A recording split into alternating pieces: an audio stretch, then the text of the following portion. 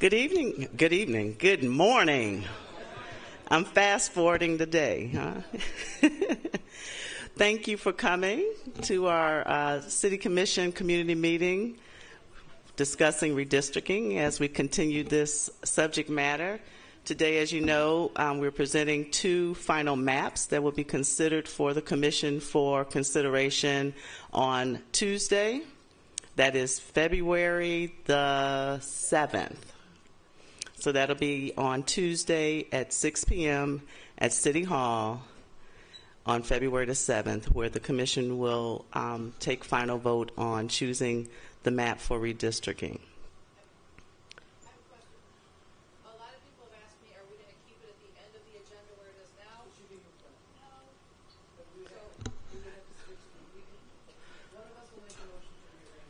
So what I'm hearing from the mayor is that on the agenda, this item will be presented at the top of the agenda. So it'll be the first item. So please come on time. So let me give you a few things concerning the meeting. You've received blue cards. So if you wish to speak, please fill out those cards. That's just for us to have order and manage the comments to make sure you're heard and have your allotted time. So please fill out those cards. I know those are only comments for today's meeting. On Tuesday, you will also have an opportunity to give public comment and fill out a card. So the cards you're filling out are just for today's meeting so we can get your comments.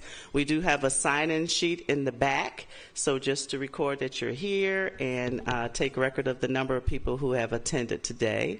I do want to recognize we do have some of our commissioners here today. We have Sarah Maliga from District 1. We have Kim Stokes from District 3. And we also have Mayor Resch here present for the meeting as well.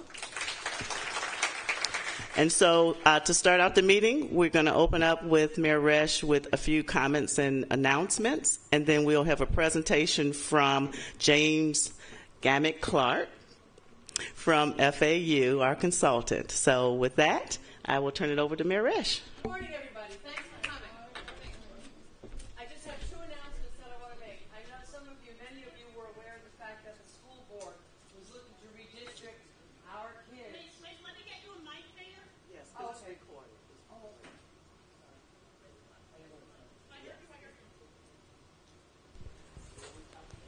Getting in my steps today.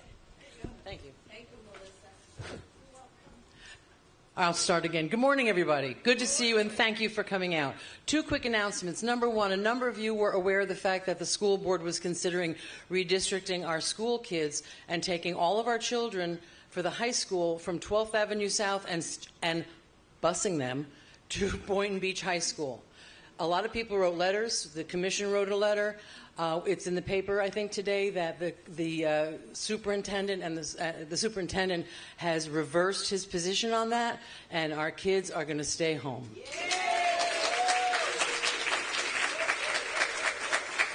Really important. That was gut-wrenching, right? So, as the commission, we sit and people come and do public comments, and I was going to round up, and we were all working on rounding up crowds to go and address them on the 15th, which is when they're going to make their decision. So I am personally going to go, and I would welcome anybody to come and say thank you. Because sitting up on the dais, people come up with lots of suggestions and criticisms, and rarely, once in a while, somebody comes up and recognizes the fact that we actually did something right? And it's very welcome when that happens. So any of us that I'm going to be going, any of us that want to go, we have no commission meetings that night, and just go and say thank you because it was so important. That's okay. Next one, our basketball team. The Lake Worth High School basketball team is on fire. Coach Baxley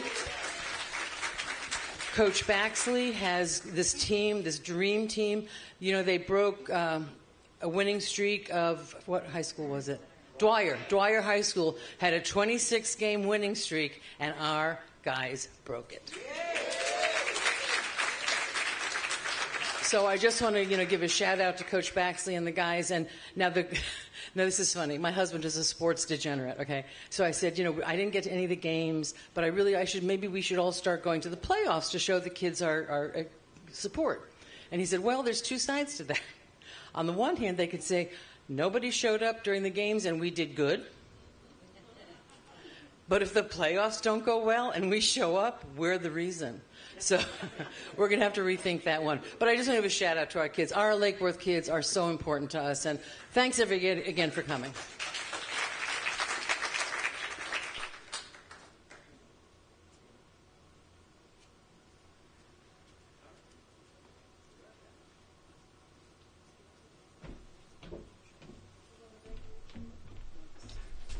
Good morning, everybody.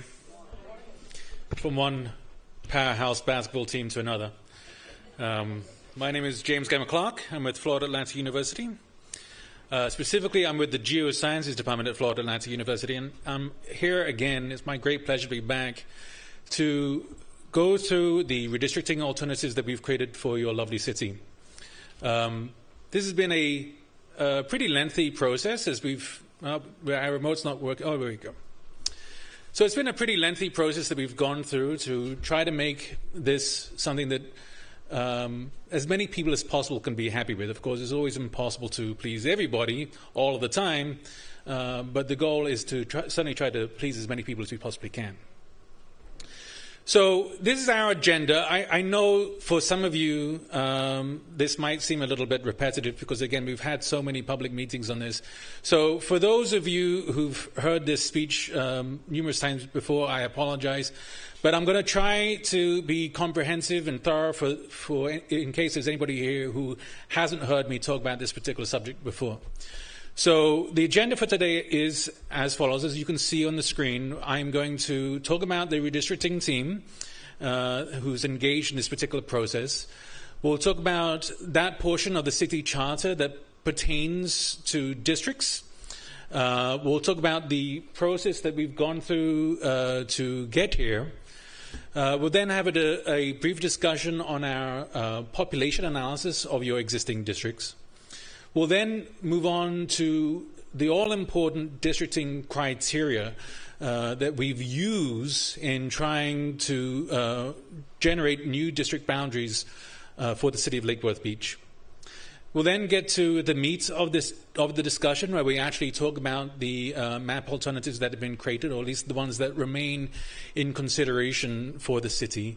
And then, of course, we'll finish up with a summary and ultimately a question and answer session. So our project lead is Dr. Stephen Barassa. Dr. Barassa was formerly of the Department of Urban and Regional Planning at Florida Atlantic University. Unfortunately, he's since been poached by the University of Washington. However, you should know that he remains an active and important and integral part of our redistricting team. And indeed, he'll be with us on Tuesday evening when we bring up this discussion again. As I said, I'm with the Department of Geosciences. I'm a senior instructor there. Also on our team with the Department of Geosciences is Dr. Ron Schultz. And finally, we have Michael Stamm, who's also of the Department of Urban and Regional Planning.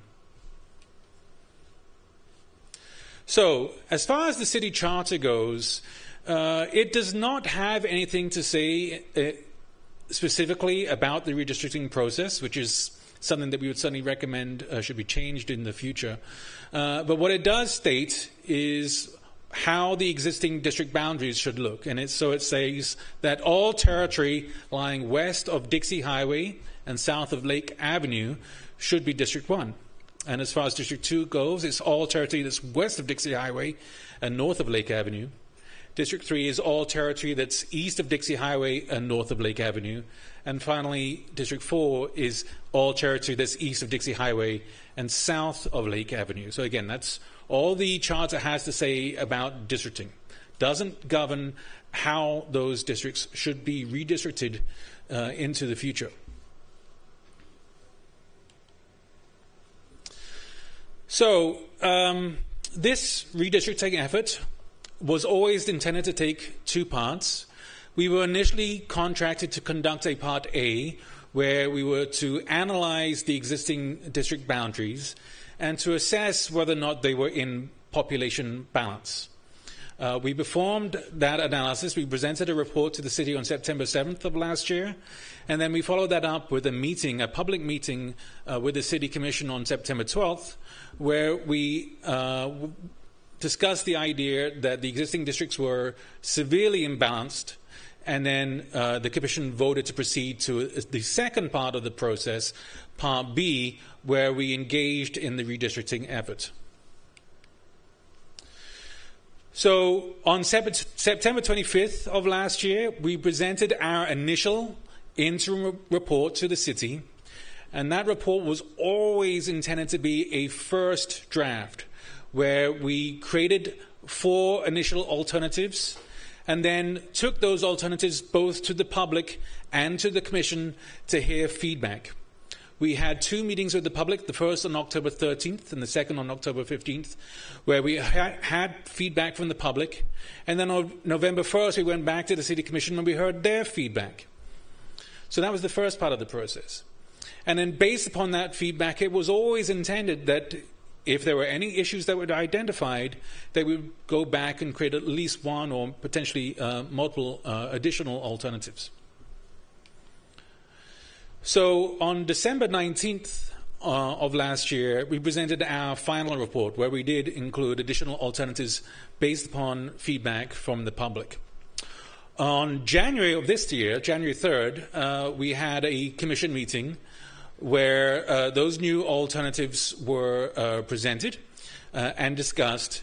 And it was decided at that point by the Commission that we needed to come back to the public and make sure that everybody had enough opportunity to give their feedback on those alternatives before a final decision was made. And so that's why we are here today on February 4th to speak to you and to receive your additional feedback. And again, to make sure that everybody's in the loop on this particular process. On Tuesday night, as was mentioned before, we will have another meeting with the City Commission where all of this feedback will be discussed, and potentially, hopefully, they'll choose one of the 2 remaining alternatives. But obviously, it's possible that they'll give us additional guidance, and the process will continue on. So it's always important to note the data that's used in this particular process. And so the data that we've used in this project is the U.S. Census Bureau's 2020 Census Redistricting Summary File. And again, this is, the gold standard of the data that's used in redistricting across the country, whether you're redistricting at the municipal level or whether you're redistricting at the congressional district level or, as the mayor was mentioning, at the school district level, right? It's all the same data set, okay? Now, in this case, when you're redistricting at the municipal level, it's very important that you use that particular data that's at the smallest spatial scale possible. And so what we're using is the U.S. Census block. That's the smallest enumeration unit that the U.S. Census makes available. And that allows us to go in and to carve up the city's district boundaries at the spatial resolution that's necessary for what is a relatively smaller geographic area. All of these census blocks will be aggregated together to form the 4 districts of the city, whatever configuration those ultimately take. Now, the second data set that's used in this analysis is housing data that was provided to us by the city of Lake Worth Beach. And the reason for that, of course, is that we're sitting here in 2003. We're already 3 years since the last census took place. And so what you don't want to do is to go through the time and expense and heartache of the redistricting process, only to find that at the end of that process, your new districts are already out of alignment, or they're very quickly going to be out of alignment. And so that's why it was deemed appropriate to engage in a population projection for this particular project. And so in this case, we've taken into consideration all the construction that's taken place since Census Day, that's April 1st of 2020, almost 3 years ago, and is scheduled for completion out to February of 2024. So remember, February of 2024, that's 4 years after the last census, that's 40% of the way to the next census. So as you would expect, data like census tends to age, and so it's very, very important that we engage in some type of population projection. What the 2020 census tells us is that the population on census day, April 1st, 2020, for the city of Lake Worth Beach was 42,219 people. Now, if we divide that by 4, that gives us an average population for each district of 10,555. When we factor in our population projection, however, what we find is that we can expect that by February of next year, your population will be something like 46,177. Now, if we divide that by 4, this means that your average population for each district will be 11,544 people. And so that's a very important number. That's a magic number that we have to work towards. Ideally, each of the 4 districts that the City Commission ultimately chooses should have as close to as possible 11,544. And that's a case of fairness, because what we're talking about in this process is making sure that each resident of a commission district has equal access to their representative. So if you have a commission district that's twice as large as another, that means that the residents in that larger district get less access to their representative than do the people in the smaller district. And in fact, the people in the smaller district would have twice as much influence over their representative. And so that's the inequity that we're trying to address when you go through the redistricting process. So what we see is that under the current district configuration, the largest district will be District 2.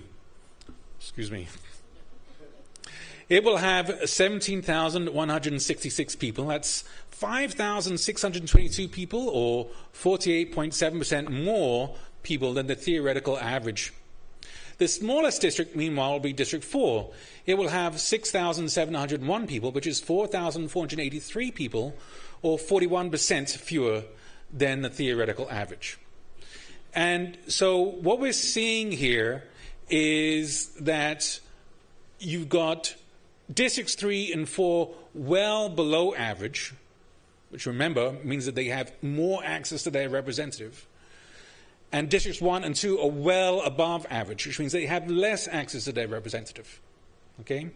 And so this general pattern of change that needs to occur as we move forward states that District 1 and 2 need to contract in size, and Districts 3 and 4 need to expand in size to make the situation more equitable, to make sure that every resident of the city has equal access to their commissioners.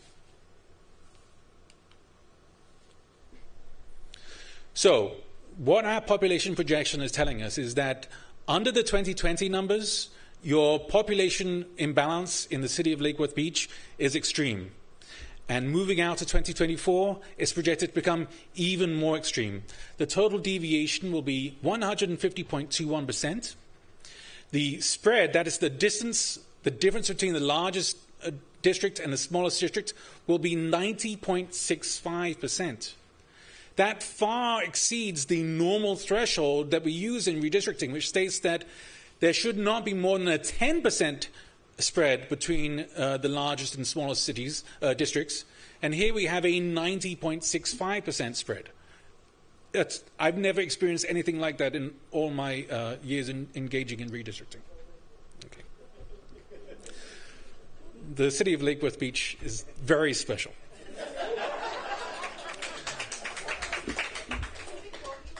Absolutely.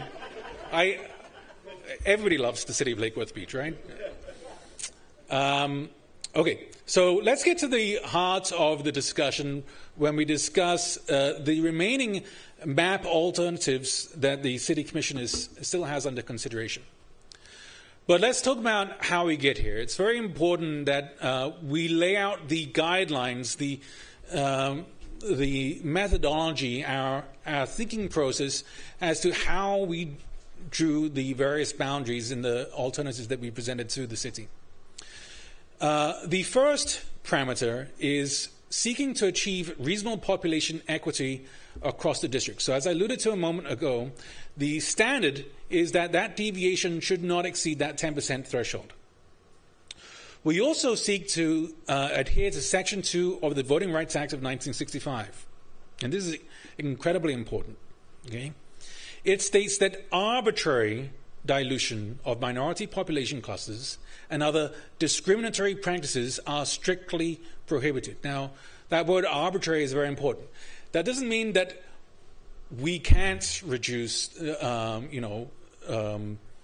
minority population clusters at all. It says it can't be done maliciously, right? And so redistricting has a bad name. And that's because oftentimes redistricting is engaged in by political parties.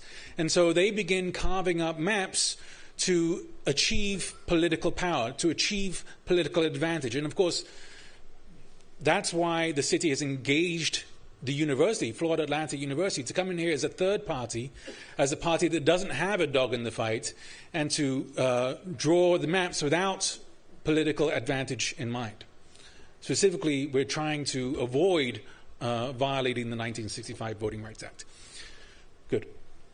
The second criteria that we have in consideration is seeking geographic contiguity and appropriate compactness where possible. So this means that where possible, we will follow major natural and man-made boundaries.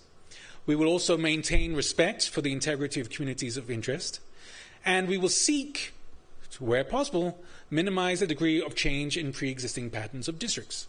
Now, of course, given that the population imbalance in the city is so extreme, that presents a significant challenge. That means that we're going to have more change in this particular redistricting effort that might be the case in some other redistricting efforts. That said, population equity ultimately is the main driving factor. Again, it's about fairness. It's about making sure that every resident of the city has equal representation. The other factors are significant in guiding our decisions to achieving that reasonable population balance. So, a little bit of history. As I mentioned, in September of last year, we created an interim report where we created 4 alternatives for consideration by the City Commission. At the November 1st City Commission meeting, your commissioners voted to remove alternatives 1 and 4 from consideration. Also at that time, the Commission requested that we create a new map based upon feedback both from the Commission and from the public. We were also asked to evaluate a map that was submitted by a member of the public. We did that, and unfortunately it didn't meet that 10% threshold we were discussing before. It didn't meet population criteria. So in response, we did 2 things. We created a new alternative, map 5, that you see on the wall there, and I'll be presenting in a moment. And we created a modified version of the public proposal that tweaked the map that was submitted by the public and brought it into population balance. At the January 3rd City Commission meeting, the commissioners voted to remove both Alternative 2 and the modified public proposal from consideration. And so that leaves us with Alternatives 3 and Alternatives 5, which I'll be discussing today. Yeah. Can you explain to the public why we voted to take off the modified public proposal? Because FAU said that they would back it for the FT. Well, okay. So I can't speak to why you voted for it. If you want to speak to why you voted for it that way, then certainly. But yes, if this redistricting effort was brought to a lawsuit, right? If the city was sued because the alternative that was selected wasn't satisfactory somehow, you can imagine me sitting in a docket with a judge and some jurors staring at me and say, explain to me the rationale that you used to create the modified public proposal. I couldn't say that, okay? All I could speak to was, well, the modified public proposal that we tweaked met the population threshold, but I don't know what the motivations were in the person's mind that created this map when they drew those boundaries. I can't do that. So that's our point, right? We can't speak to what those motivations were. Does that answer your question? Yeah. So basically, FAU wouldn't back it. FAU could have backed the idea that there was population equity in the modified public proposal, but I could not speak to how those boundaries are drawn. And if someone said, oh, well, that new boundary that you've drawn, that's clearly gerrymandered for political advantage, I couldn't say yay or nay whether it was drawn for political advantage, because I didn't create those boundaries.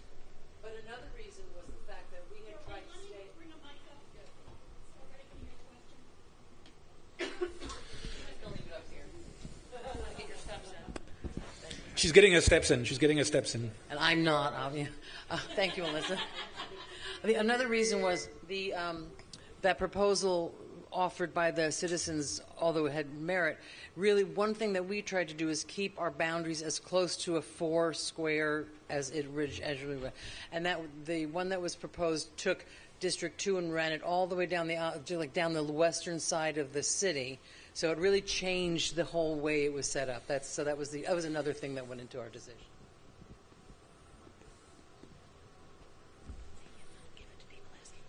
Good. Any other questions? Okay.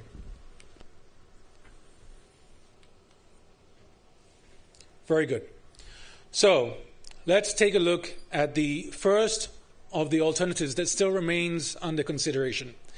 Let's keep in mind that, again, Districts 3 and 4 had to expand, and Districts 1 and 2 had to contract. And so when we first addressed the City Commission way back in September of last year, we talked about some potential configurations that these map boundaries would take. And we said, well, one logical way to approach that, given that 3 and 4 need to expand and Districts 1 and 2 needs to contract, is just to move the boundaries of 3 and 4 to the west. Okay? And, what we did was we created a version of that map was as compact as we possibly could. And then we also created a version of that map that tried to achieve as much population equity as is possible. And that's what we see here in Alternative 3. We also discussed at that time with the Commission that, when you're going through so much dramatic change, it could be the case that one or more of the commissioners might be redistricted out of their city boundaries, and the Commission all agreed at that time that if that's what was necessary to achieve population equity, then so be it. So this is what we're seeing in Alternative 3. Districts 3 and 4 expand to the west. The north-south border remains Lake Worth Road, except where District 1 expands north to 3rd Avenue North, east of I-95. To improve population equity between Districts 2 and 3, several jogs were introduced to the east-west border. So it's not a straight line, but takes on a bit of a zigzag line. These jogs were from Dixie Highway to the FEC Railway, south of Worthmore Drive, and then to E Street, south of 7th Avenue North.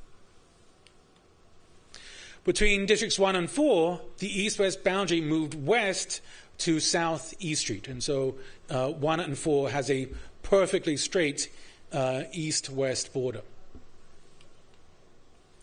Here we see Alternative 3 zoomed into the northern half of the city.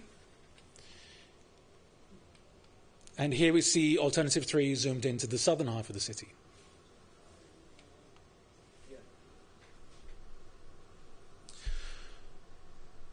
Here we see a map that shows all the geographic changes that are taking place from the existing boundaries to the new boundaries that would be in place where Alternative 3 ultimately adopted. And specifically, we're talking about 3 geographic areas of change indicated by the red hatching that you see in that map there. District 1 is gaining 1,643 people from District 2, and that's the portion of Tropical Ridge that's south of 3rd Avenue North and west of E Street. District 3 gains 3,917 people from District 2. That's the area between Dixie Highway and the FEC Railway, north of 7th Avenue North and south of Worthmore Drive, together with that area between Dixie Highway and E Street, south of 7th Avenue North and north of Lake Worth Road. Finally, District 4 gains 4,800 people from District 1. That's the area between Dixie Highway and south of East Street, southeast Street, south of Lake Worth Road.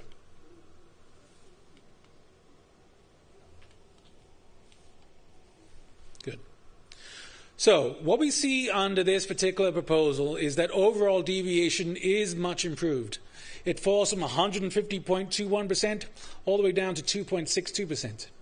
The mean deviation falls from 37.55% down to 0.66%. So it's worth noting that this is the lowest mean deviation of all the alternatives presented, which is another way of saying that in terms of population equity, this is the most balanced of the alternatives presented.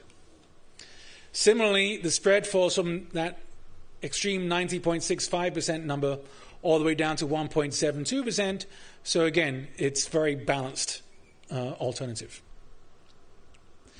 Then we move on to Alternative 5. And Alternative 5, again, was specifically created after we heard feedback from both the Commission and from the public. So this map was created upon hearing those concerns, and we have attempted to address those concerns in this particular alternative. So in this case, the eastern border of District 1 follows South A Street, then 4th Avenue south to the FEC Railway, and then south and east to the municipal border. District 4's northern border follows Lucerne Avenue east to North Federal Highway, and then jogs north to 7th Avenue North, and then east to the municipal boundary. District 3 grows by obtaining the area north of Lucerne Avenue, east of North A Street, and south of 10th Avenue North. So here we see Alternative 5 zoomed into the northern half of the city, and here we see Alternative 5 zoomed into the southern half of the city. Again, what we're talking about here are 4 areas of geographic change that are shown on this map with the red hatching. District 3 is gaining 5,018 people from District 2. That's the area south of 10th Avenue North and east of North A Street and north of Lake Worth Road. District 4 is gaining 3,356 people from District 1. That's the area north of Lake Worth Road, north and east of the North A Street, 4th Avenue South intersection, and the area that's east of the FEC Railway. It's also gaining 384 people from District 2. That's the area that's south of Lucerne Avenue. And then finally, it's gaining 981 people from District 3. That's the area south and east of the North Federal Highway, 7th Avenue North intersection, and the area south of Lucerne Avenue. So again, here under Alternative 5, we see much improvement in terms of the population equity. The total deviation falls to 7.44%. The mean deviation falls to 1.86%, and the spread falls down to 4.56%, well below the 10% deviation threshold that we discussed before. So, to summarize, both of the remaining alternatives that are under consideration by the City Commission dramatically improve the city's population equity. Alternative 3 is the more balanced of the 2 remaining alternatives, while Alternative 5 incorporates comments that were received from both the public and the City Commission during public meetings. Alternative 5 also has the benefit that it does not place 2 commissioners into a single district. So no commissioner is going to get redistricted out of their district should Alternative 5 be the selected choice. And with that, I'd be very happy to answer any questions that anybody has. Yes. Wait. I believe you're going to need a microphone. Mic. So do we want to do questions or do we want to do comments first, Carmen?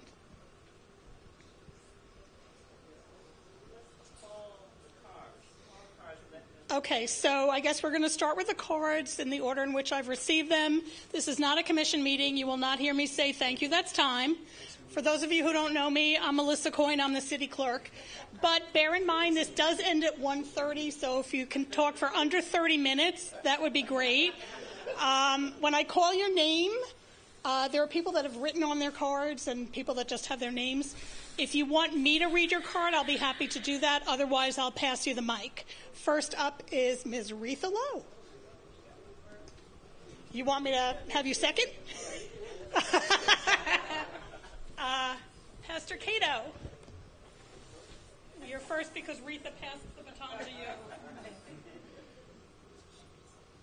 Good morning to everyone. I'm here to support the needs. All right. Hello, everybody.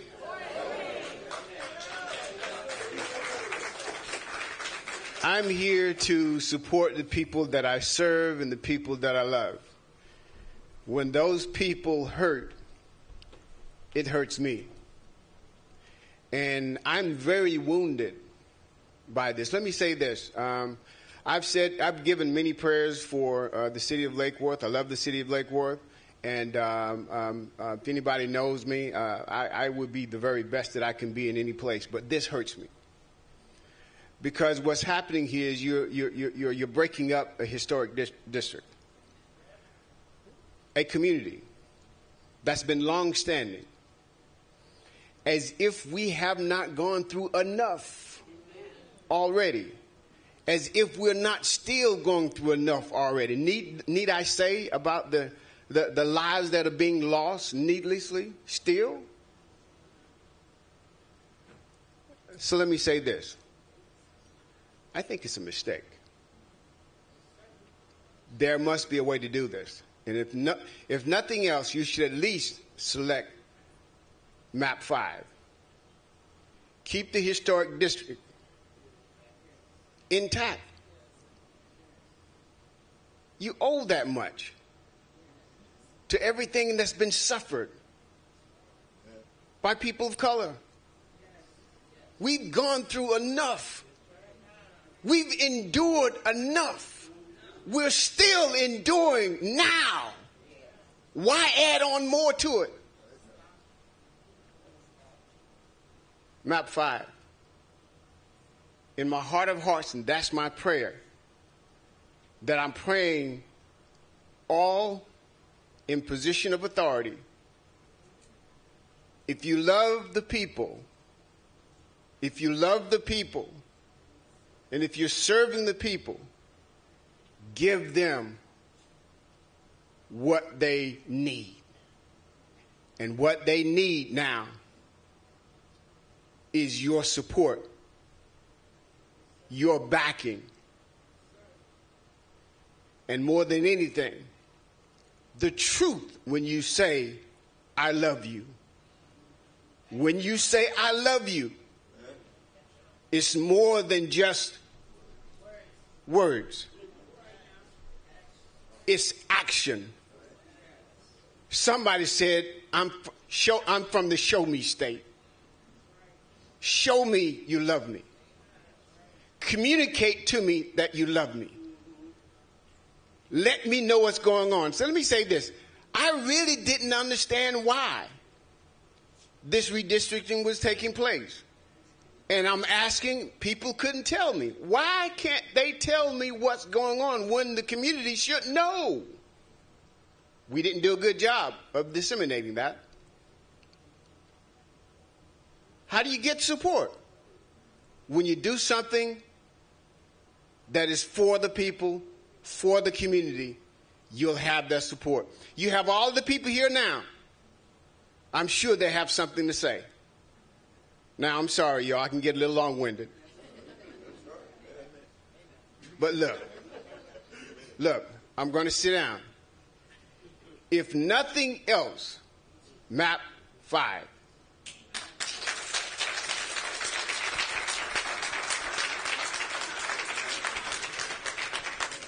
Next is, and please forgive me if I mispronounce anything, Sarah Noel?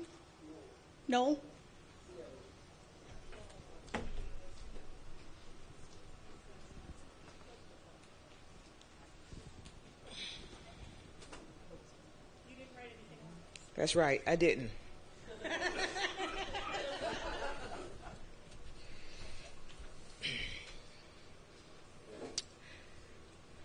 When I walked in, I was signing in, and I forgot to sign the sheet. Good thing I walked out and walked back in again, because then I was reminded to sign the sheet. I signed the sheet, and they said, then I was asking, which district are we in? One of the ladies back there said it didn't matter. Seems to me this meeting does matter, because it's about districting. It matters a whole lot. As Pastor said, we suffered enough. When is enough going to be enough? Our businesses have suffered enough. Do they have to suffer more for that to be enough? Please. Y'all did it with the school, and we want to thank you for that. I've been here over 27 years as a property owner. Over 27 years as a property owner. We want to thank you for that. Truly do. Now, we know you can do this again. Thank you. Mary Ellen Healy. Oh, you can.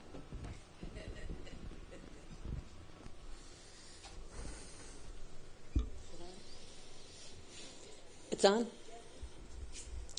I'm just here to support Alternative District 5 for the reasons that have been made clear, that we need to support our historic Osborne district and black people in general.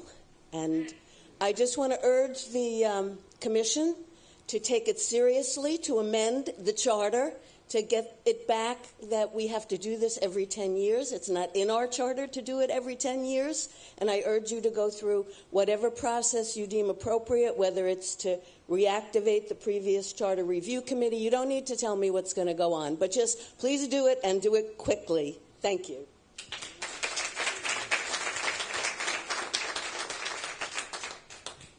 Diane Freeney.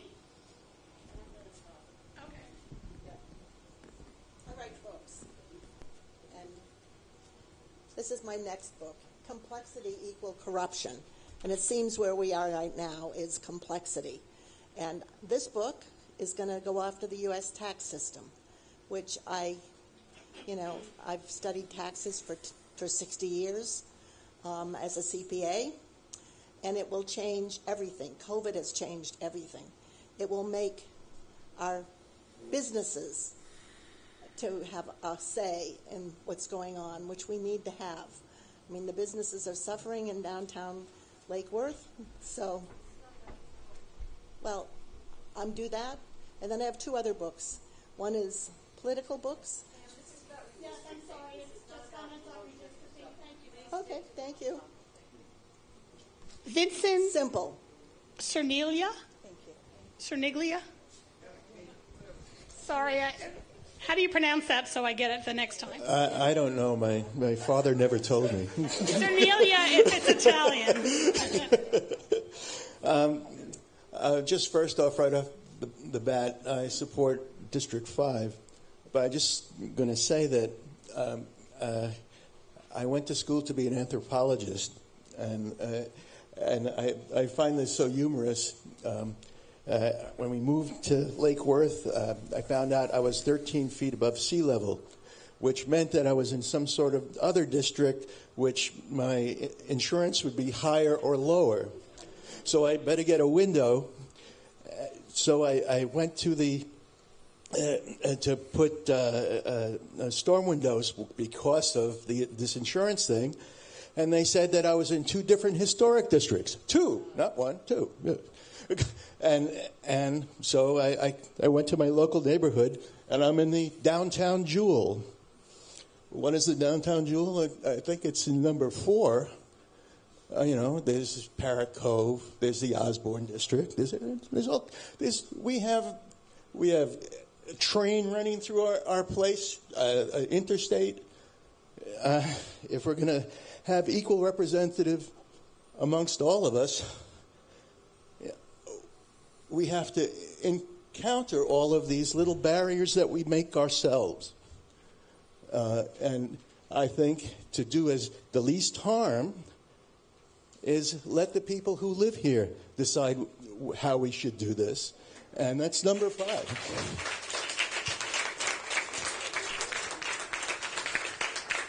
Stay there, Wanda. Sam Goodstein's next. Ladies and gentlemen, the word gerrymandering is a key word here. And we've gone through state redistrictings, and what happens is somebody gets gerrymandered out of their district, and that changes how politics works. It changes who you get to vote for, and your representative is no longer your representative. Number 5 looks more complex. But this is the gerrymander, because this is the one that changes who my representative is in 1 year. So even though this looks more complex, this is not the gerrymander. Number 5 is the one that the city and the citizens and the city commissioners and the mayor should support, because the gerrymander is a simpler map. And that is the consideration that should be primary, in addition to all the other good things about the historic neighborhood. The complex one is a gerrymander. That's a surprise, but that's the way it is. Thank you. Peggy Fisher.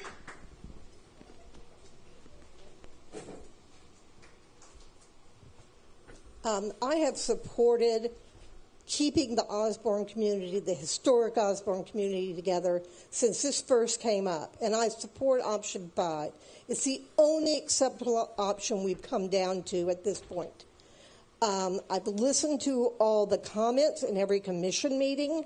I listened when the commission had a motion to accept option 5 at its January 3rd meeting. And it was voted down by 3 of the commissioners. So know that there are people in this city who support every citizen in this district, no matter what district, no matter what area you're in. We are one city. And the people in the Osborne community are probably the most family-connected community there is in our city. We should respect that. I'm so glad we got the school board to change their mind. And I think that we need to all speak up and use our voices that option 5 is the only one that's acceptable. And I do want to say to everyone from that portion of District 1, your commissioner has worked tirelessly to support you, be on your side. It is in her heart. And you are very fortunate to have that type of commissioner. And I just want you to know that you're important to the people, all the other people in this city. You're an important part of this city. Thank you. Carla Bloxon.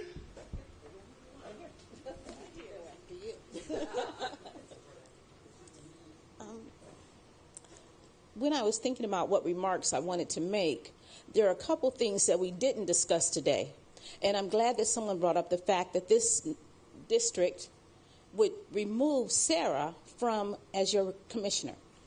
You don't realize how important that is. She not only fights for you, she brings in money to your district, she brings in ideas, she tries to make things better for you, and she's often outvoted. You know, if this isn't gerrymandering at its best, I don't know what it is. You know, when someone is saying, let's fight for these poor people who don't have any money, and every proposal almost is voted down 3-2. And we're going to go to single districting. So the people who live in the district will be able to vote for the person that represents them. That's a big change. Imagine that all of you in District 1 would be able to say who's going to make your decisions. That's what's at stake here. Also, Reggie's development, she will move to a different district.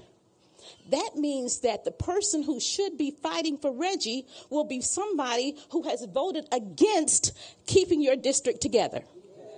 Okay, so think about what's important. Don't get caught up in, oh, well, how does it look?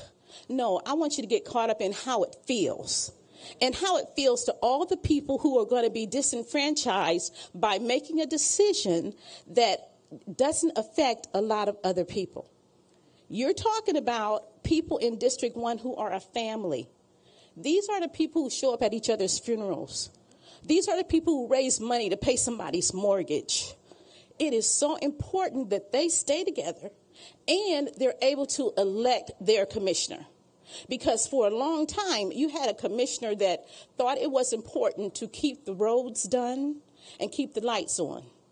But he wasn't fighting for all of the little people in your district. Sarah does that, and she does it well. Thank you. Ramsey McLeod. I'll read it, because I don't want you to have to say that. Ramsey McLeod, 24 South C Street, District 1 resident. Thank you, Ms. Sarah. I find that the omission of the map submitted by the Osborne community without a reason for its rejection to be racist in nature.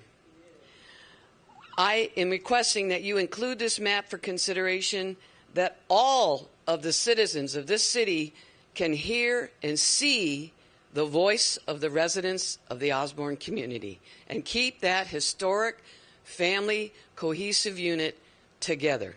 Thank you. Laura Devlin.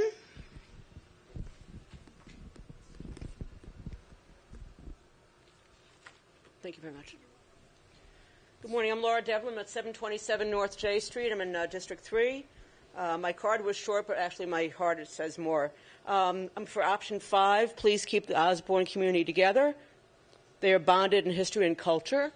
That was the card, but I just want to say that I've been very fortunate a number of occasions to be welcomed into the Osborne community for different events done by the Lake Worth Interfaith Network, MLK event, the Rosa Parks bus, and I've always been very, very touched by the community and your stories. And I just want to mention that I value all, and I do hope that option 5 gets selected. Thank you.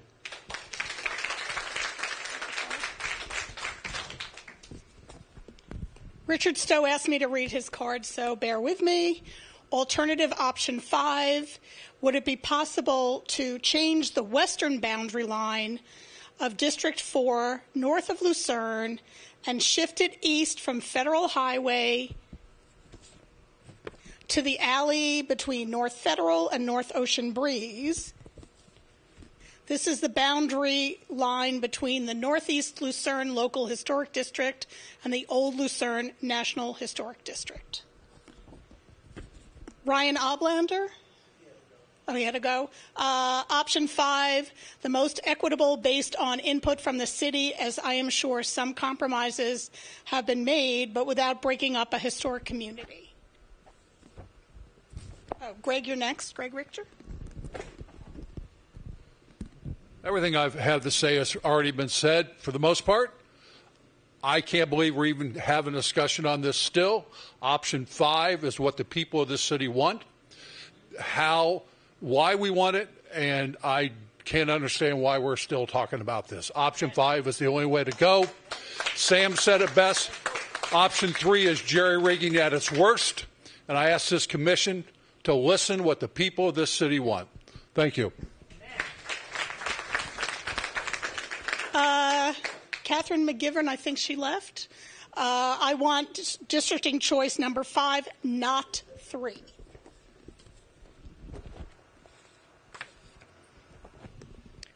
I'm sorry, I cannot read this. Mark Denapier?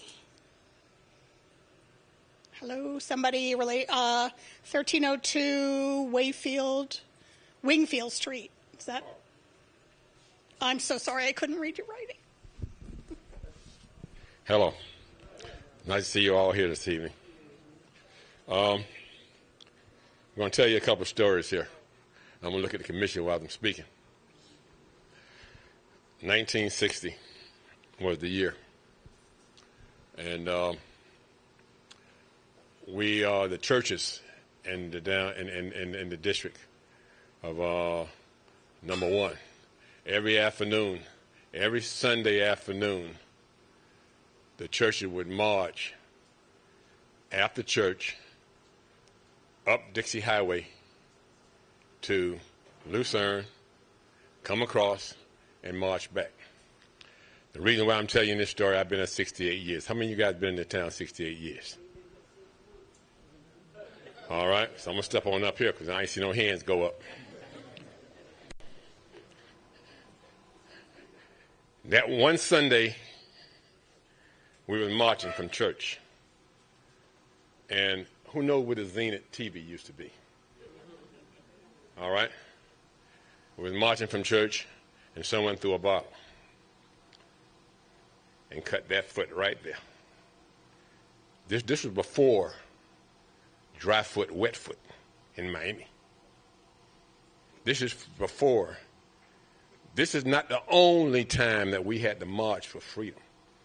It wasn't only Alabama and Mississippi. It was right here in your town. All right? When I got to come down here and defend freedom, everybody's going to listen because I've been here a while. Now, here's the deal. On that particular Sunday, this foot got cut. I still marched. And when I marched back to my house, my father and my mother looked at my foot. He said, "Look at my son's foot." My daddy said, "That's the price of freedom." There's a lot of people laying out in that grave out there on 12th Avenue, on Wingfield Street. The first person went in there was Mabel. The second person went in there was Mr. Banks, Reverend Banks. The third person went in there was my cousin Quinny. Remember Trudy? I've been here a while. The people laying out in that grave out there, we raised money to help bury them. Some people couldn't bury themselves. The family stick together down there. All right? Another story. We couldn't go to the hospital. All right? And back in 68. How many of you know where the hospital was in Lake Worth? 8th Street, that's right. The whites went in this door, the blacks went in that door. Who know what Dr. Wolferson's office is? Huh? The whites went in the front, the blacks went in the back. Who know where Romano's office was? All right? Okay, I've been here a while. Downtown Lake Worth, there was a drinking fountain. My brother went down there with Mr. Jackson. She slapped him in the back of the head and told him, "You can't drink out of that. You can't drink out of that fountain there." All right. This town have gone through a lot of changes. All right. You don't know the history of the town. It ain't pretty.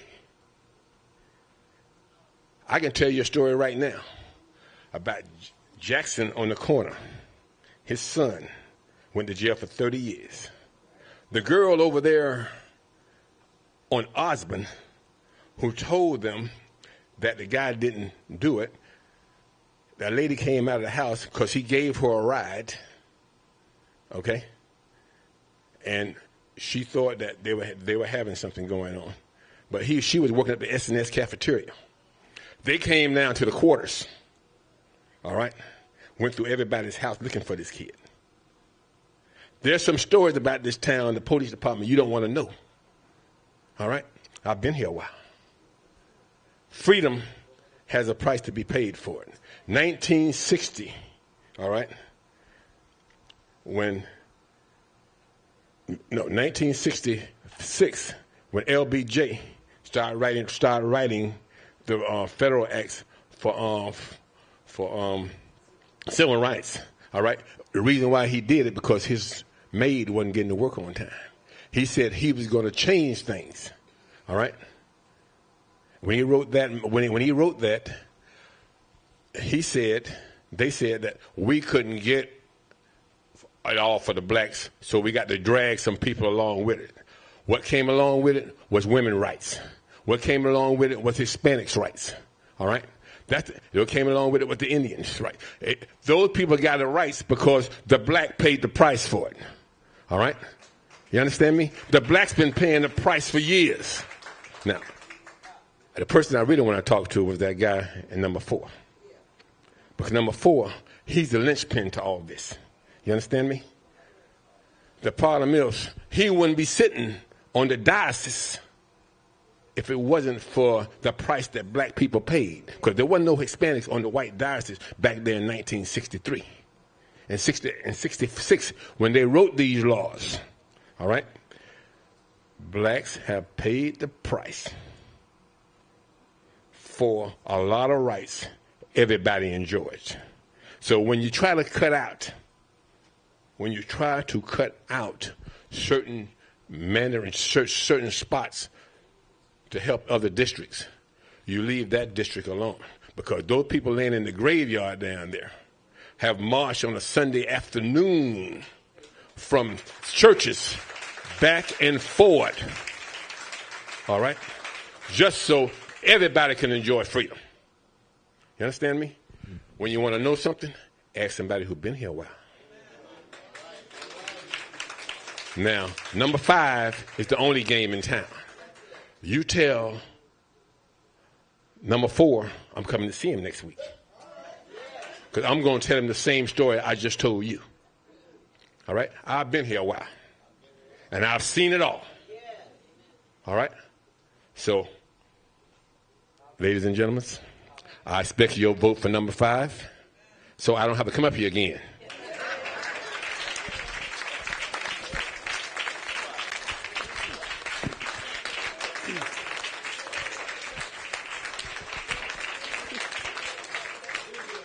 Bart Cunningham. Bart, it looks like Bart. Bart Cunningham? He left? Okay. I was born in Lake Worth of Truman Avenue, which is in District 1. It has taken years to get better support, and this change will take away from our community. Charlene Raphael.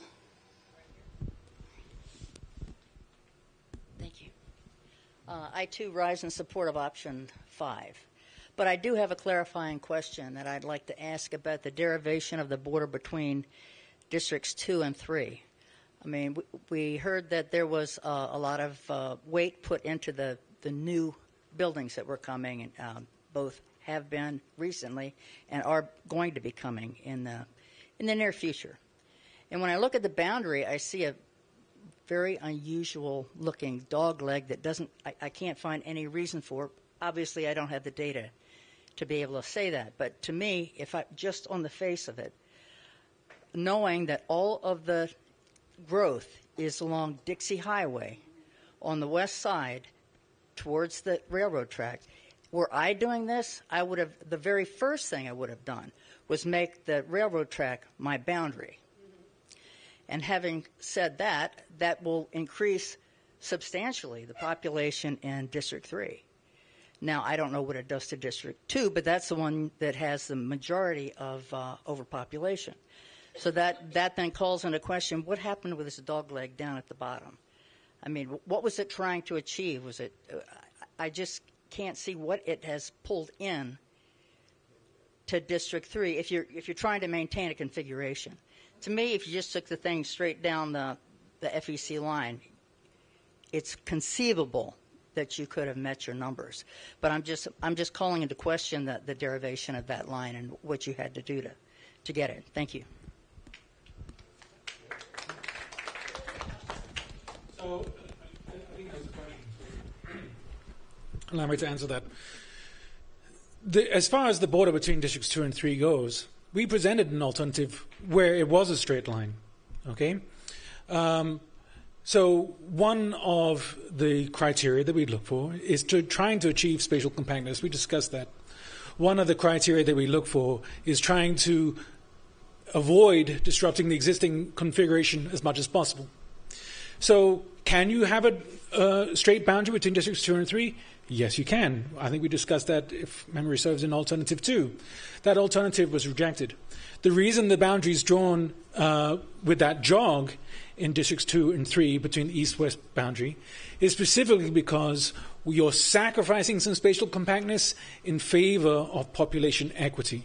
So that boundary gets that magic number between Districts 2 and 3 closer to that 11,500 number that we discussed. Closer than it would have if you had taken in the top part of the area that's not currently in it up to the Right, as we saw that, so the question was closer if you took the top part, right? So right now you got that little jog in the boundary between 2 and 3 in the northern part of the city. That's what you're describing, right? Correct. And so, yeah, in Alternative 2, we showed that with the straight boundary. Does it work? Yes, it does. Is it as equitable? No, it's not. And so we've tried to give all the possible configurations that were available to the Commission and allow the elected officials who represent the people to decide the option that they think is best. In their wisdom, they removed Alternative 2.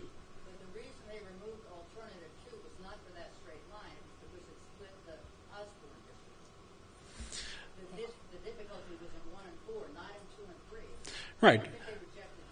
Okay, but again, it comes back to, when you're moving the boundaries around, it becomes a domino effect, right? You're trying to put 11,500 approximately people into each district, right? And there's only so many ways that you can move the boundaries. Every time you make a change to the boundary in one district, it has a knock-on effect that affects the other three, right? And so that's the way it comes down to. So if you look at Alternative 5, which, based upon the feedback that we've heard, seems to be the most popular option. And again, we don't have a dog in this fight, although I would certainly hope that the opinions of the public would be heard. And from what I've heard, it certainly seems like it is. But in the case of District 1 and Alternative 5, right, the boundary is brought back to the east, closer to the existing configuration. What that does is it pushes the boundaries of District 4 up and to the west. That's the knock-on effect. And so that's why you see that a somewhat more contorted boundary. You can't just pick the boundaries that you want. If we could pick the boundaries we want, if we could pick the boundaries that looked the prettiest, we would stay with the existing configuration, because as we discussed way back in the beginning of this process, those existing boundaries are chef's kiss. They look great, but they're not equitable.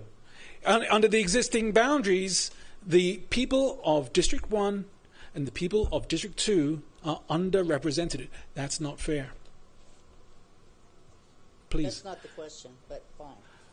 I understand. Well, I tried to address your question. If I didn't address it... No, that's okay. That's okay. It's just that I'm not trying to do anything to detract from what is being done for 1 and 4 in Option 5.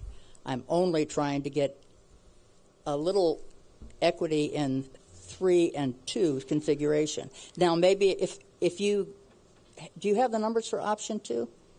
Do you know what the... Well, again, look, Alternative 2's been removed. Okay. I can tell you that, each alternative that was created with a particular rationale in mind. In the case of Alternative 3, those boundaries were specifically drawn to get the most equitable numbers. That was the rationale between Alternative 3. If you start redrawing those boundaries, will it work? Will it be within the threshold? Yes. Will it be as equitable in terms of the figures? No, it won't. So there's no way you could find equity in having Option 5's District 1 and 4 and Option 3's District 2 and 3. Is that what you're saying? Repeat that again, please. So there's no way you could find equity in Option 5's 1 and 4 and Options 3, 2 and 3. Well, if you look at 1 and 4 and Option 5, right, it's going well north of Lake Worth Avenue. So that immediately removes the option of 2 and 3 from Alternative 3. You can't marry those together. It's impossible. If they had a common southern border, then okay, but that's not the case. Okay. And again, can we redraw if the district was asked me to go back and look at alternative 3 and draw a straight boundary, could I do that? Yes. Can you do it within a threshold? Yes, you probably could. But would it be as equitable as it is now in terms of just the numbers? Probably not. I think my suggestion was merely trying to take advantage of the upcoming building that's going on and trying to make, you're building a type of population in there. It's high density. It's going to have all pretty much the same thing. And rather than having it busted up, I don't know, I just think it would be easier to have it together. Sorry, I didn't mean to talk over you. This brings us back to the idea that this process has not been engaged in the last 100 years. That was a mistake that, in our opinion, should not be repeated. And because of the mistake of not redistricting in the last 100 years, we have this extreme population inequity. And that means that when you do engage in that process, to try to make it fairer for the residents of the city, it's going to necessitate a lot of change. And of course, people don't like change, and so that leads to hard feelings. And of course, there's a historical factor here, the legacy of racism that only exacerbates those negative feelings. That's the last thing we want. We are only trying to do our job, which is to bring in population equity to the area. We've heard the feedback from the community. We've heard the feedback from the commission, and we've created an alternative in response to that feedback.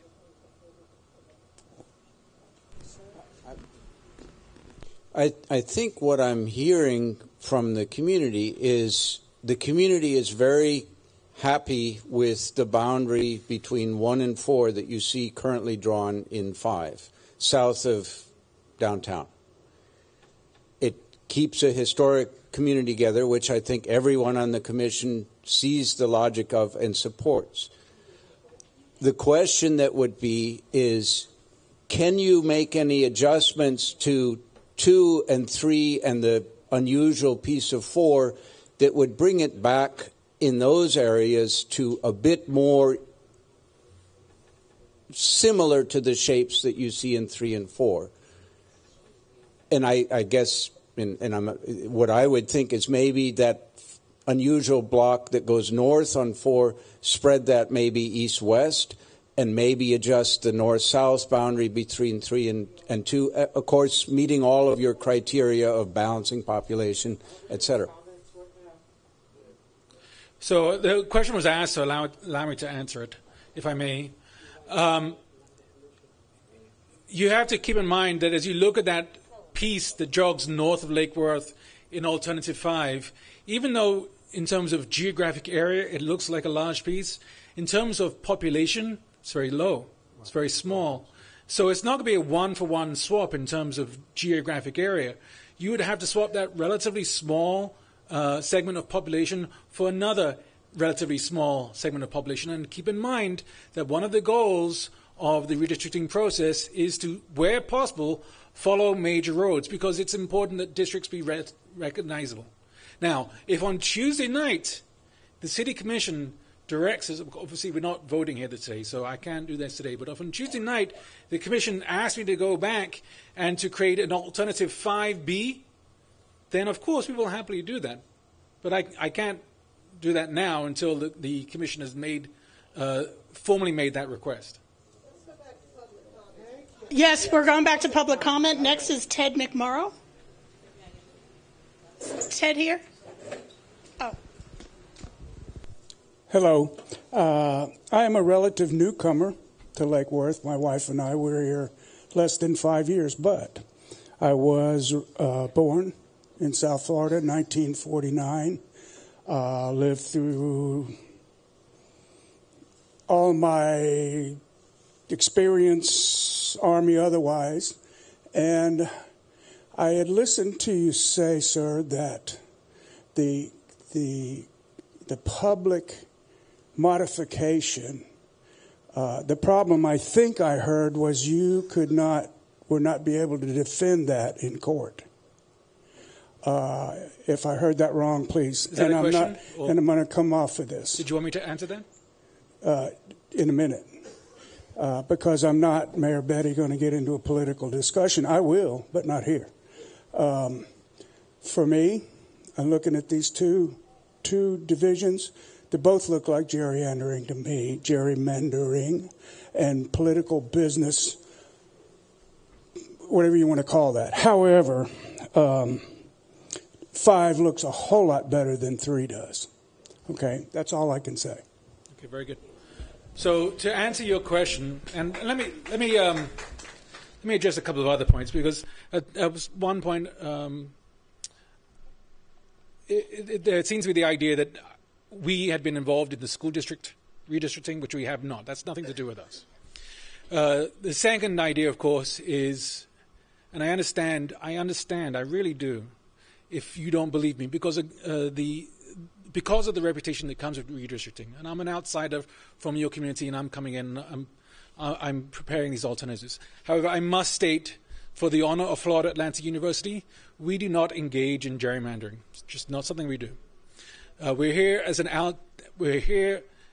independent party. We really do not have a dog in this fight.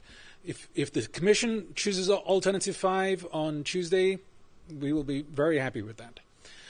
To answer your initial question about whether or not we could defend the modified public proposal in court, were we to defend that, I would be able to defend the population equity that was established in the modified public proposal. What I could not do was speak to the process, the motivations that went into its creation, because I didn't do it. I would have to speculate as to the person who created that map. So in that case, they would have to call that person in as a witness to talk about what their motivations were in drawing those boundaries. I can't, because I didn't do it. Respectfully, sir, the motivations would not be yours. They were given as the motivations of the public in Lake Worth. So we can talk about you wouldn't have to be defending the motivations. Okay. You would just be defending what your part was. No, I can only speak to my experience, right? So I can talk about the criteria that we outlined in the presentation for creating the districts. I can talk about the feedback that we got from the community, and I can talk about how that influenced our decisions, not only in creating the first 4 alternatives, but also creating the 5th alternative that was a response to the feedback we got from the public and the commission. I can intelligently talk about that because we were involved in that process. I literally was not involved in the process of creating the public option.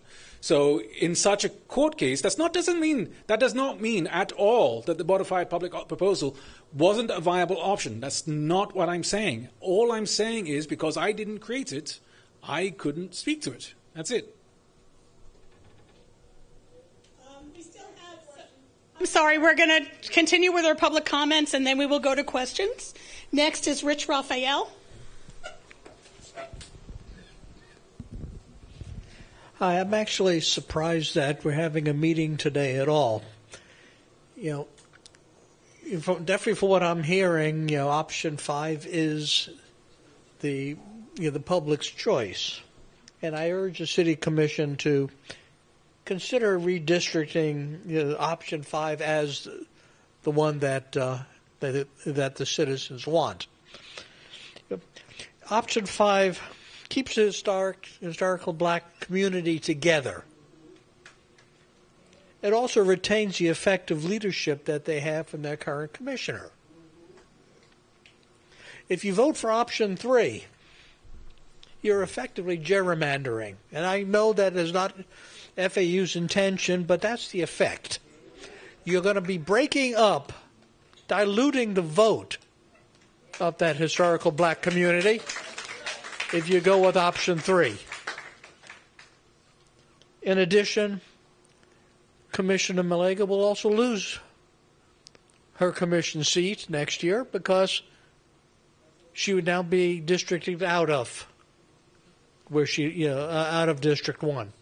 So I'm urging the commission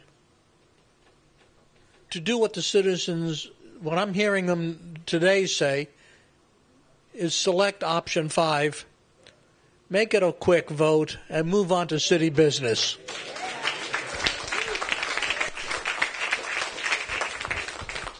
Reverend Sonia McIntosh.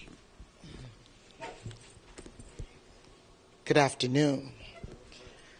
I'm Reverend Sonia McIntosh, and I was appointed to serve the beautiful people in the city of Lake Worth at the church Grant Chapel African Methodist Episcopal Church. That in itself is historic. The worst thing to have is a voice and not allowed to use that voice. But what's even worse is to use that voice and not be heard. When I first came to Grant Chapel as a first-time pastor, the first thing that I learned was the history of the church. And then I learned the history of the community and the people that live there. And I can attest to, after serving there since 2020, the people are a loving, caring people. There are many needs. All communities need, but it's historic for a reason. Not all communities are historic, but it's historic for a reason. And to separate, and as the man said before me, to dilute that voting power, I think would be a bad idea. I don't live in the city of Lake Worth. I feel like I do because I'm always there. But how can I be a pastor and not be in the community of the people that I serve? I have to get in the trenches with them. I have to show up to meetings like this. I live in West Palm Beach, but it was important for me to be here to, first of all, show my members, if I'm going to lead and lead by example, to show them that they shouldn't just show up and speak their voices, but they should also allow me to be able to stand as their pastor and represent them. I have to show up when nobody else shows up. You have to say the hard things that nobody wants to hear. It may look right and it may feel right, but at the end of the day, is it the right decision? Every one of us in here has a conscience. Let your conscience be your guide. Do the right thing. The people have unanimously spoken. Keep this community, this historic community together. I loved it when my sister came in with a Black Lives Matter. And as it says, it's not that it's just Black Lives Matter, all lives matter.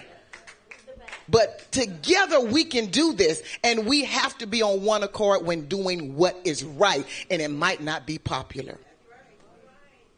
Keep the district together, and I will be praying. And love you too, Sarah. Deborah Robert. Hi, I'm from District 4. I've lived here about 7 years, and I've been paying close attention. I was on the advisory, Charter Community Advisory Board that kind of figured out single vote districting. And I'm asking not to divide our historic black neighborhoods. I kind of feel like they're just now gaining the voice that they deserve, which they deserve way more than I ever will, ever. And they obviously, the city wouldn't be here if it weren't for them. And they're finally getting some of the services and attention that have been long neglected. And they're realizing the power of being a recognized, represented community, and they're rising. And we notice it, we see it, it's wonderful. They're rising and in action from the hope that comes from this. And they're also instilling it in their youth, that they matter, are a very important and valued part of our city family. Plan 3 tears this community apart. It erases their progress and also what we've promised them. That's what upsets me the most. It's the voice. It's their voice that's heard in unity. What is it we about other than unity? We have a unity wall. Keep this together, people. So I hear them, and now I'm shaking, sorry. I hear them, and I do not accept Plan 3 for our community. And anyone that's leaning toward this plan, I just feel that you owe it to this community and all the citizens as to why Plan 3 is even still an option, knowing it takes away our black community's voice. Plan 5 is sound, it's fair for all, and it keeps our city on a forward path. Please vote for Plan 5.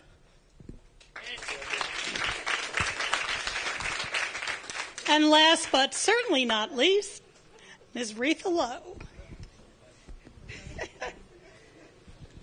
I wanted to be last because I love the part when it's last. I'm like the pastor. I like to sum it all up.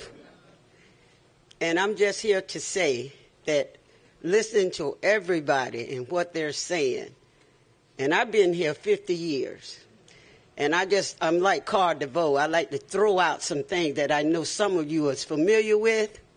When I came here 50 years ago and got involved with the city of Lake Worth, the beach, the casino, that was a problem. That was an issue, just like this is an issue too.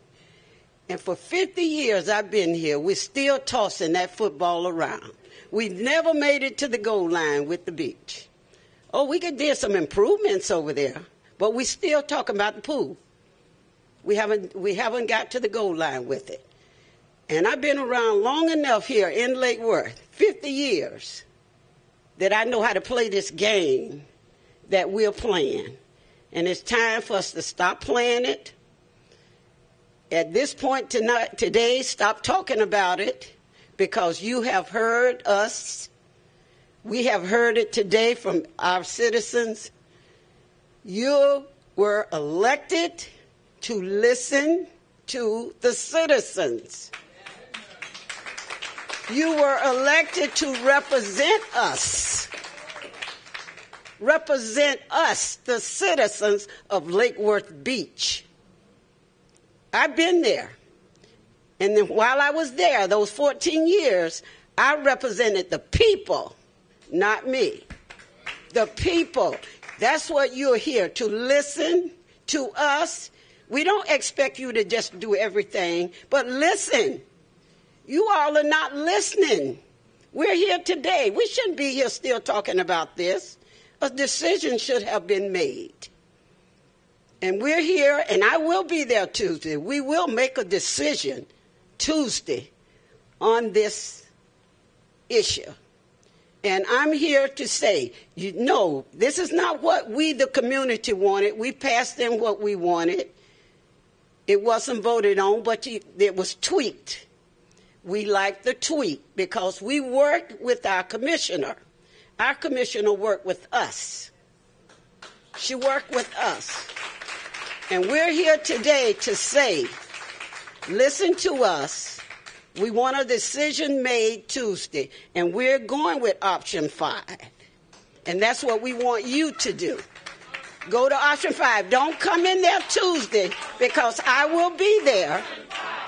And I won't be listening to all the running around. You make a decision. You don't bring in another option. Option 3 was thrown out. It shouldn't have been back. But you brought it back. We're here to let you know and want you to listen to us that we're going with option 5. We don't want to keep tossing this option around for 50 years like we did this one, the football. So we're here for option 5, and that's why I'm here today.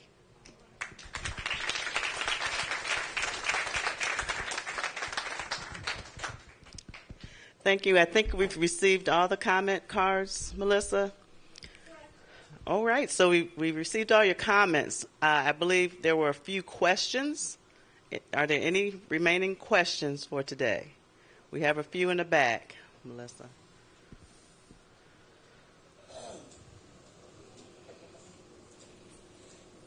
The gentleman who was talking to you earlier, was asking you some very important questions. You say you didn't have a dog in the fight, but you definitely have a big part. So you say you're from Boca, right? I beg your pardon? You say you're from Boca Raton. I work at Boca Raton. I work at Florida Atlantic University in the Boca campus, yes. Okay. So how come you have such a big part over where we live and what's going to affect us? Let me answer that, James. Yes. Thank you for your question. Mm-hmm. For this project, the City Commission hired a consultant to take us and navigate us through the redistricting process. I get that. So they were hired for us to carry out this process. Yes, ma'am, I understand that. But does that mean, so, seeing as it was done that way, will the historic places that's historic get to stay historic, If they want to stay historic, there's a business that's falls in the already in this section here in section 5. Get to stay in this section. I mean, what's happening today are two options that are being considered, two different maps, option 3 and option 5, that were explained and detailed out today, what we're considering for Tuesday. Okay, I'm going to explain to Sarah. Sarah is one of my residents too, so we're going to explain to me later. Okay. I understand exactly what they're saying. Okay. I understand exactly what they're saying. I just get out of here. Okay. Another question? I thought I saw 3 hands. I watched a meeting where you all voted on this thing, and it looked like in the conversation that option 5 kind of seemed the direction that you were going to go. And then at the last minute, it was brought up about option 3 needed to be bought back on the table because I believe, and quote me if don't correct me if I'm wrong, that there was concern that option 5, that District 4 went up into it went up to Parrott Cove, and I think there was some concern about that. Yeah, okay, because I'm going to, yeah. Commissioner? Yeah. Commissioner?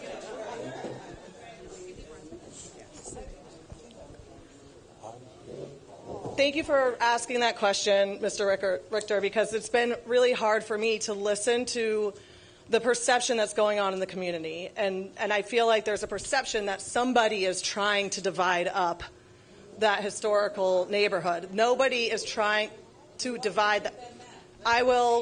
I'm trying to clarify what this whole process has been.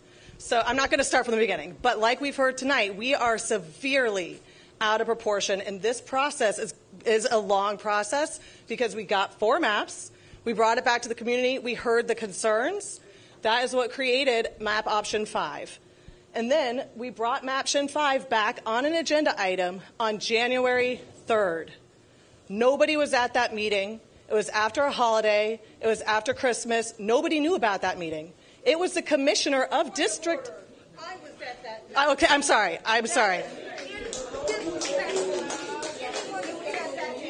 Okay, I apologize. We all were surprised by the lack of the. We've seen the number of people that have shown up every time this issue has come about, and it wasn't meeting what we thought would happen. All right, let me talk. I just want to mention one thing. Before we even open up the discussion of this agenda item, I do believe it was Commissioner Malega who suggested I believe Commissioner Malega and I were on the same page that we were not hearing enough from the community. We were surprised. We wanted one more chance because of the holidays. We talked before we discussed map 1, 2, 3, 4, 5. Before we discussed any of that, we talked about just having one extra shot for the community to get involved. It was the first time map 5 was presented to the community. I had emailed everyone in my district about it because it was different than anything they've seen before. And the timing wasn't right. There was concern I was hearing from District 3. And like you said, we represent everybody, and everybody needs to have a chance to have their voice heard. And we've been listening, and we haven't made a decision. We started with 4 maps. We narrowed it down to 3 maps. We added a 4th map. And now we're here. We're here with 2 final maps, and we're having one last chance for everybody to say their voice. And we're hearing your voice, and it's going to come back Tuesday, and we are going to make a decision. So I can only speak for my motives. I have zero intention of anything. I didn't create a new map. I didn't divide anything up. My motives were to hire somebody neutral that would create a lot of options. They put options on the table of what they can do impartially, and then we listen to the community and we whittle it down. And we're really close to the end. We're like 4 days away, Tuesday. Like you said, a decision is going to be made on Tuesday. But there have been no nefarious intentions. It's just wanting to make sure every step along the way that we don't want people to question when we choose a map. Why did you vote on it 2 days after New Year's Day? I don't want people to question that. We're going to vote on it on Tuesday. And when we vote on it, We've had every public meeting and every opportunity for everybody to voice our concerns, and we're hearing them all, and there will be no question that we hired somebody that has no political motive, that has no intention of dividing up communities, just to put the options on the table, and we have narrowed it down, and we are so close, and we care about everybody in the community, especially everybody in this room here, too. So that's Tuesday. Okay. Let's make sure we respect everyone's time to speak. We allowed everyone to speak uninterrupted, so I appreciate that. I think we have one more question. Sir, you had a question? Somebody had a question back there, madam. We have one here, Melissa. Oh, all right. Excuse me. I heard a lot of things going on today, very importantly, about the redistricting and the gerrymandering, which is wrong. A lot of people know that it's wrong. But what I would like to say about this, first of all, I'd like to give thanks to my Lord and Savior Jesus Christ, who allowed us to be here and discuss these different things. He is in charge. And hope this works out. There are a lot of things I could say. I've been listening to a lot of people. And now I'd like to ask you, young man, 2 questions. Yeah, I know you probably know. Do you know the difference between apathy and empathy? Apathy and empathy. Yes. Yes, you heard me. Apathy and Yes, empathy. I understand. What is apathy? Yeah, I know. Okay. But what I'm trying to say is that I've been here a long time, longer than the vote, 81 years, and I've seen a lot of things happen in here. And we have a lovely community, and the Osborne community should not be taken away from us. It should not be, because this is the right thing to do. There's a lot of history there, historical thing. Our churches, our schools, and the people who work here came from all over, from the Bahamas, the South, and everywhere else. They built this country, in this community. And they're gone, a lot of them are gone on in their grave. You know what I mean? So what they taught us, and they built this community, and we need to keep it alive, because I'm proud of it. I went to school there. Osborne Elementary with 40 children. I work there right now, helping the little kids out. And I don't want to see it taken away from us. It should not be taken away. This is historical. I helped those little children. I'm 81 years old. I helped these little children, 3 or 4 years old, learn how to read. 5 years in the Palm Beach County school system, right here in Palm Beach County. I love everybody, but we don't want nobody taking nothing away from us. It's been done in this country for a long time. Let's make it right. I'm going to say this. I'm going to sit down. Dr. Martin Luther King said that any injustice anywhere is a threat to justice everywhere. And I'll say something else, too, to kind of realize that inequality anywhere is a threat to equality anywhere. So let's keep it right. Let's look at our hearts. When we vote for this, we want number 5. And that's where we are, because that's the right thing to do. God bless each and every one of you. All right. One more question. I do have a question. I hear the term population equity. When I think about population equity, it means increased and balanced investments across all determinants of health, healthcare, behaviors, socioeconomic factors, and the physical environment. Of course, unhealthier individuals, disenfranchised populations, minority populations, different populations, they need greater investment. But of course, ideally not to the exclusion of others, because all populations have the potential for better achievement. So my question is in terms of population equity, how does your committee feel that option 3 accomplishes that for District 1 in terms of the concerns of the citizens? Okay, so to go to the earlier point about empathy. We've heard your concerns, and it's because of the concerns of the community that we created option 5. Don't want to let that point get lost. Option 5 is very popular in this room. I created option 5. And because again, we thank you. Because we heard your feedback, we hear your pain, and we're very sensitive to it, and we don't ignore that at all. If the Commission had removed Alternative 3 and we were standing here today and Alternative 5 was the selected option, I'd be very happy with that. To go to your question, though, before I went off my little tangent, population equity, when discussed in terms of redistricting, is asking a question not about socioeconomic status, which is a very important question, but a different question from the one that's handled by redistricting. Redistricting is only asking the question, do the residents of a particular community have equal representation by their government? Not voters, the residents. Because, again, as we always say, babies deserve representation too, and they can't vote. Okay? So the only thing that we're trying to do when we go through this exercise is make sure that each of the 4 districts have 11,500 people approximately in each.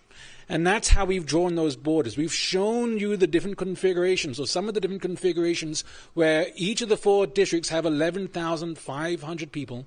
And in the case of Alternative 5, that was drawn in response to the feedback that we got from the community, where we got 11,500 people in each of the 4 districts. That's the population equity we're describing. Okay, Ms. Carla. In light of your last comment, you just said that if option 5 is chosen on Tuesday, you would be a very happy man. Are you making that recommendation to the Commission? Money where your mouth.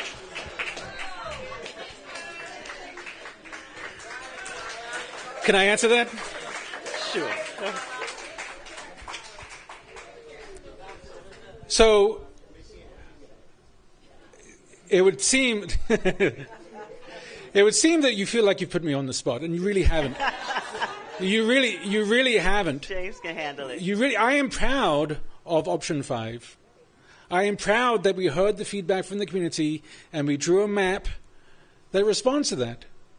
I would be very happy if a map that took into account the feedback from the community was adopted. Okay? So, do I have a feeling about option 5? Yes, I do. It's the option that took into account the feedback from the public. On the other hand, if option 3 was selected, I still feel like it has merits that I could stand behind. I understand why you don't like it, and I empathize with your thoughts as to why you don't like option 3.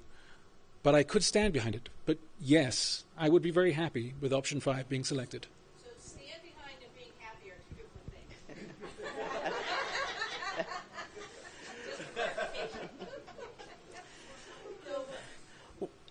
Well, I think we have a comment from a commissioner, and then we'll wrap it up.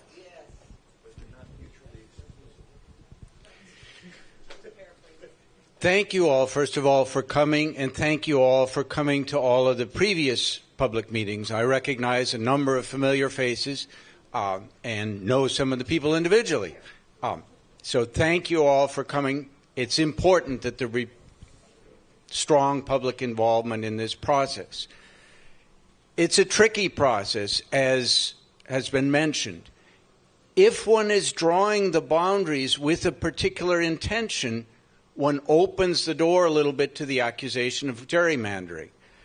That's difficult. That's why we brought in an outside consultant, so that we're not doing it. It's challenging to do that. Please know very clearly, as Commissioner Stokes says, she can only speak for her own intentions, that there was absolutely no intention on her part to do something that would affect one part of the community, to reduce the historic involvement of a community.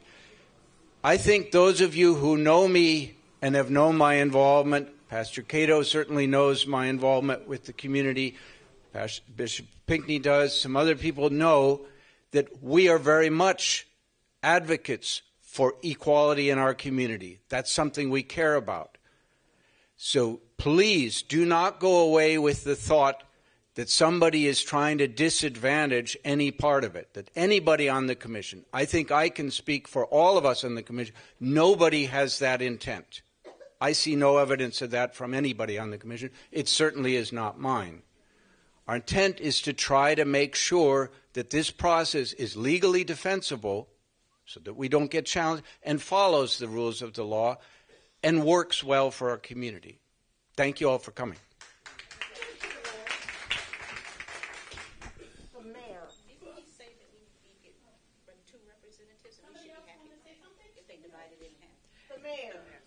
Are any questions or comments left? Have we left? Oh, good. We hate to leave anybody out. Thank you all again for. Oh, I want to apologize. Sorry, I wasn't offendedly. I want to apologize to you when you just said "dog in the fight." You know, you just really use a better term. I do understand what you were saying, though. I do understand what you were saying. Thank you very much. Thank you very much. One more. I just want to say that as you go through and making your decision, just remember this: perception is reality. You got that right. All right. Thank you all. It's like I said in the beginning, it's a good week for Lake Worth. Our school kids are staying home. Our basketball team's on fire. And Tuesday is the vote. Thank you all for your time this morning and coming out. We love you. We pray for the city every day. Have a good afternoon. Thank you.